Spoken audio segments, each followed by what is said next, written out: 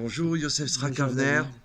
Alors on a hâte de la suite, on n'en peut Oui, plus, c'est tellement intéressant, de plus en plus intéressant à chaque tout fois à qu'on fait. avance. Baruch Alors Hashem. on va aborder la suite, donc Toujours Yechiav vive le Melech roi HaMashiach. Mashiach. Page Koufbet, page 102.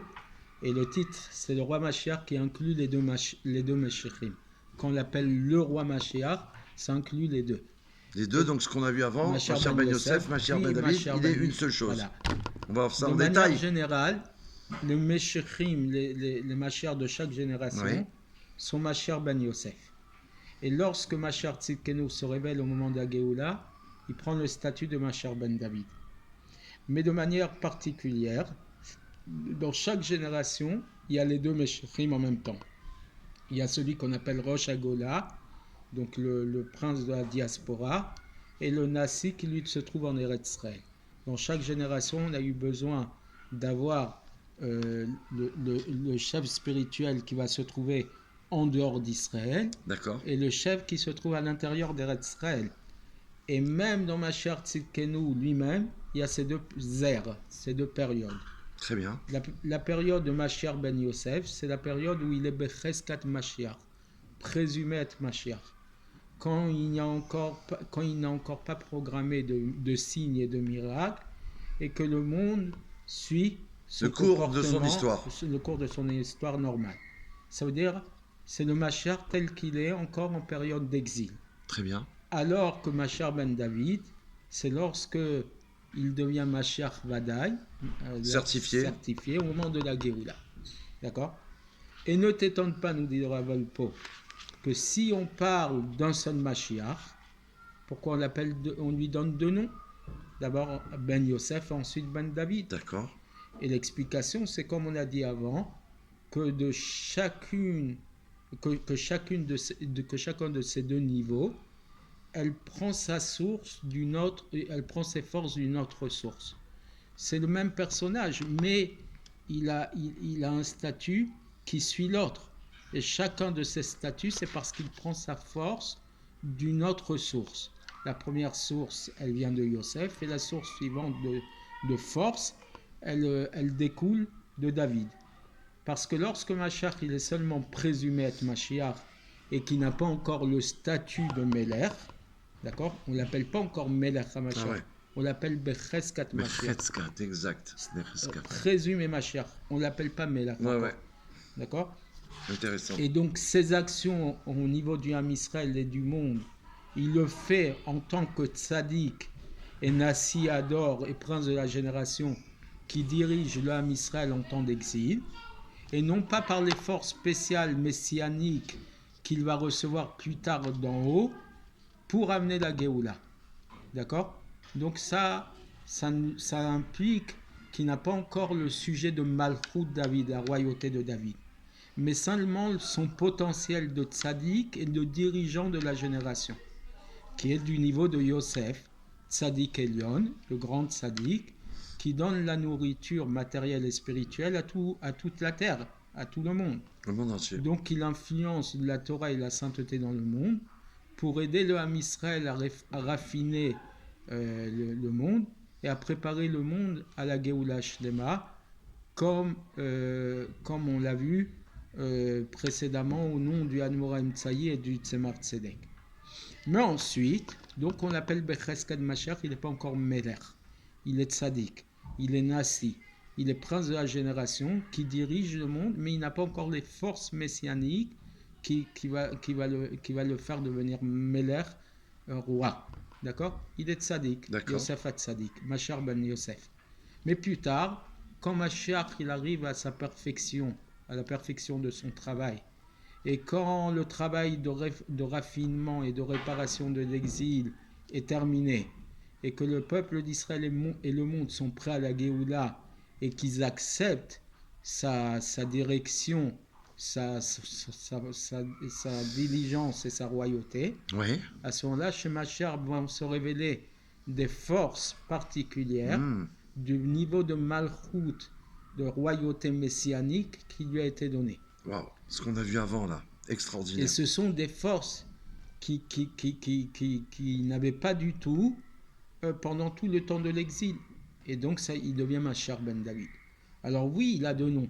parce que Oui. il a deux forces C'est ça. successives. Quand il est Mashiach Ben Yosef, il a les forces qu'il a pour transformer l'exil, Voilà. mais il est encore dans l'exil, encore Voilà. si on peut dire. Mashbir Bar Lecholaret, c'est celui Il qui est nourrit. Becheskat, Il est il Becheskat nourrit, et donc il est complètement dans le Chomer. voilà. Il donne la Et il nourriture. n'a pas encore la royauté.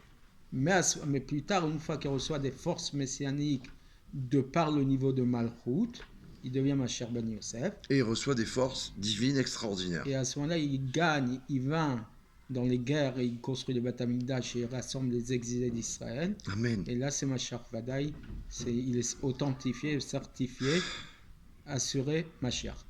Et bien que même au moment où il est Becheskat Mashiach, ça veut dire qu'il a la Chazaka, qu'il est Mashiach Ben David, il est présumé être Mashiach Ben David, Ouais. mais il n'est que présumé. Et donc, Vadaï, qu'il est Mashiach Ben David, mais c'est d'un niveau caché, c'est un niveau qui est BLM, qui est D'accord. encore C'est pas encore révélé. Parce que ses qualités, ses actions qu'il fait avant de révéler comme Malchut Ben David, avant la révélation de Malchut David qu'il a en lui, ne découlent pas de l'essence propre de David, mais qu'en tant que tzaddik et dirigeant de la génération de l'époque de la Galoute, qui inclut à l'intérieur les forces des tzaddikim des générations qui l'ont précédé, que ça c'est le niveau de Mashiach Ben Yosef comme on l'a vu précédemment. Et ça va prouver qu'il va se révéler ensuite comme Mashiach Ben David. Et comme on a expliqué aussi précédemment, qu'aussi Mashiach Ben Yosef, il est de la lignée de David. Voir ici la remarque qu'il nous donne, Oui. voir la différence de niveau qu'il y a entre les deux Mashiach, d'accord, sont expliqués dans le Sidour du Maharid, qui est le Maharid, d'accord, qui est Rabbi Yitzhak Dover de Liadi, le petit-fils du Tzemar Tzedek. Là-bas, il dit dans le char Chagamatzot, et voici son langage. Il y a deux Meshichim, Mashiach Ben Yosef et Mashiach Ben David. Yosef, c'est le niveau d'Ad, c'est le niveau de Dad. la connaissance. Voilà, qui va éclairer en lui le niveau qu'on appelle Makif de Chaya. Chaya, c'est un des 5 niveaux de l'âme, d'accord? Et donc, c'est le niveau englobant de Chaya, de ce 4e niveau de l'âme. Mais dans Mashiach Ben David va se révéler, va éclairer le niveau de Yechida chez Ben Nefesh, donc le niveau le plus haut, qui dépasse le Da'at et Chokhmah. Donc, Mashiach Ben Yosef, il va enseigner le Da'at, la connaissance à chacun, pour ressentir la divinité dans son âme, grâce à des perceptions intellectuelles. D'accord. Mais Mashiach Ben David, il va enseigner le Kabbalatol, l'acceptation, ouais, le Bitoul, donc l'annulation de la volonté qui dépasse tout entendement. Oui. Et voici que la luminosité de Makif, de Chaya, est claire dans chaque génération. Donc, Mashiach Ben Yosef, selon ce qu'il explique, il a sa luminosité dans chaque génération. Et quand le monde était raoui, était prêt à ça, ça éclairait sur le roche, sur le chef de la génération. Il y a cette luminosité de manière englobante dans toute la génération. Lorsque la génération est méritante, sur le chef de la génération, on le voit. Elle transparaît, quoi, en fait. Et il devient à ce moment-là Mashiach. Comme le Zohar Arakia du Harizal explique qu'au moment où Mashiach doit se révéler, alors cet homme qui est digne d'être Mashiach, lui-même ne sait pas qu'il est Mashiach. C'est ça. C'est seulement à ce moment-là que va se révéler l'arrêt de Makif de Chaya, qui va savoir donc ce qui est représenté par Yosef, Mashiach Ben Yosef, ce niveau tu vas recevoir. D'accord. Du 4e niveau de Chaya, qui là il va savoir qu'il est Mashiach. Comme le Mahamar Hazal, l'enseignement des sages qui dit qu'Akadosh Baruch Hu, il a voulu faire de Chizkiya Mashiach, d'accord? Oui. Parce qu'il avait cette capacité d'avoir la luminosité de Makif de Chaya. Oui, il était digne de ça. Mais comme il n'a pas fait il n'a pas chanté pour Hachem, ça ne s'est pas révélé. Exact. Mais ça veut dire que dans chaque génération, il y a Quelqu'un qui a la possibilité, en fait. oui, Hein? oui, parce que la génération là de cette lumière, mais c'est lui qui doit se révéler en tant que tel. Et une fois qu'il a révélé ça dans sa personne, en tant qu'individu, il saura qu'il est Mashiach. D'accord? Et donc, ça veut dire que les deux Meshichim, ce sont deux niveaux dans la révélation du Mashiach. Et tout le temps de la Galoute, il y a la lumière, il y a l'émanation du Makif de Chaya, oui, de chaque génération. Ça veut dire que dans chaque génération, il y a le niveau, il peut y avoir le niveau de Mashiach ben Yosef. Ça, c'est pas un problème. Mais dans Mashiach Tzidkenu, ces deux niveaux vont se révéler en même temps, ensemble. Qu'au début, il sera Mashiach ben Yosef, qu'on va se révéler chez lui le Makif de Chaya. Et à ce moment-là, il va savoir qu'il est le Mashiach chez Bédor, le Mashiach de la génération. Et après, va se révéler chez lui le Malchut David. Et c'est lui qui va emmener la Géoula Shlema. Amen. Et donc, en conclusion... C'est extraordinaire. Oui, hein. On est en train de vivre au présent, quoi. Je rappelle ce que j'ai dit plusieurs fois, qu'une fois, en 91, quand le rabbi s'est plaint du fait que les gens ils disaient de Koach Nissan, tu veux dire? Avant. Ouais. Après Koach Nissan. D'accord.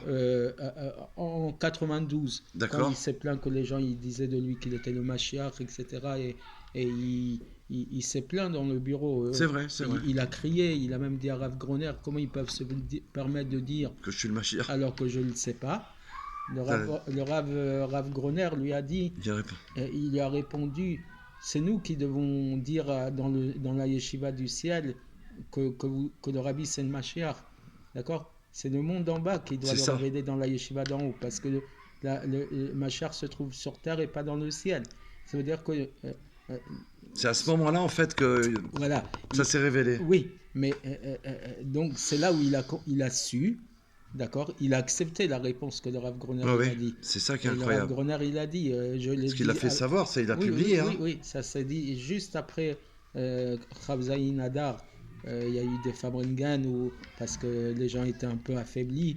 Dans le Yud Aleph Nissan suivant, donc c'était après 15 jours après que le deuxième Rav Zayin Hadar, et là le Rabbi ne parlait plus, etc. Et Rav Groner a fait savoir à ces moments-là qu'il y avait eu cette discussion entre les deux et que le Rabbi a accepté. Donc ça veut dire que dans un premier temps, il avait Makif de Chaya. Il est Mashiach ben Yosef. Il est Becheskat Mashiach. Parce qu'il est Makif, il apporte l'émanation de cette lumière dans le monde, mais il ne le sait pas encore. Ouais. Et il ne veut pas l'accepter. Je pense que c'était surtout que le Rabbi, par humilité, ne voulait pas l'accepter. Mais une fois qu'on lui a fait savoir, une fois que le monde a reçu ça, accepté Kabbalat Malchut, cette émanation devient... Elle est passée sur lui, en fait. Elle est descendue sur lui. D'un niveau potentiel BLM caché, elle se révèle. Et à ce moment-là, le monde, il est prêt à ça. C'est ce qu'il nous a dit après, d'ailleurs. Le monde est prêt après. Le Rabbi, il a dit le monde est prêt. Et là, maintenant, il se révèle comme le Melech HaMashiach. Tout de suite. Amen. On attend sa révélation immédiatement. Amen. En tout cas, on l'a annoncé. Baruch Hashem. Merci Hashem. Merci à toi. À bientôt. Yosef Yitzhak Avner, à très bientôt. Extraordinaire. Baruch Hashem.